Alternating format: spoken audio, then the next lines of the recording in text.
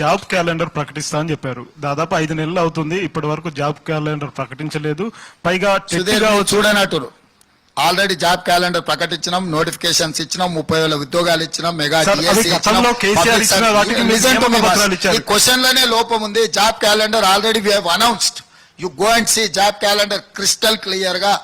Telangana public service commission chairman official గా job calendar ఇచ్చిండు, నేను ఇవ్వడం కాదు. సార్ డిఎస్సి కావచ్చు, టెట్ కావచ్చు, వీటన్నిటికి కూడా అసలు డబ్బులే తీసుకోము అని చెప్పేసి మీరు చెప్పారు. కానీ ఇప్పుడు ఒక్కొక్క దానికి 1000 రూపాయల లెక్క 2000 తీసుకుంటున్నాం, 1000 కాదు.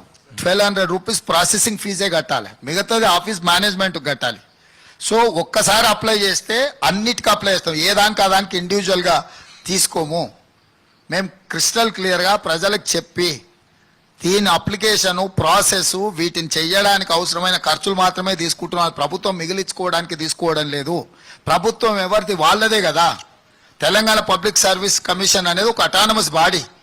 అటానమస్ బాడీకి ప్రభుత్వం నుంచి అవసరమైనప్పుడు కొన్ని నిధులు విడుదల చేస్తాం, వాళ్ళంతటా వాళ్ళు నిర్వహించుకోవాలి. స్వయం ప్రతిపత్తి కలిగిన సంస్థ అది.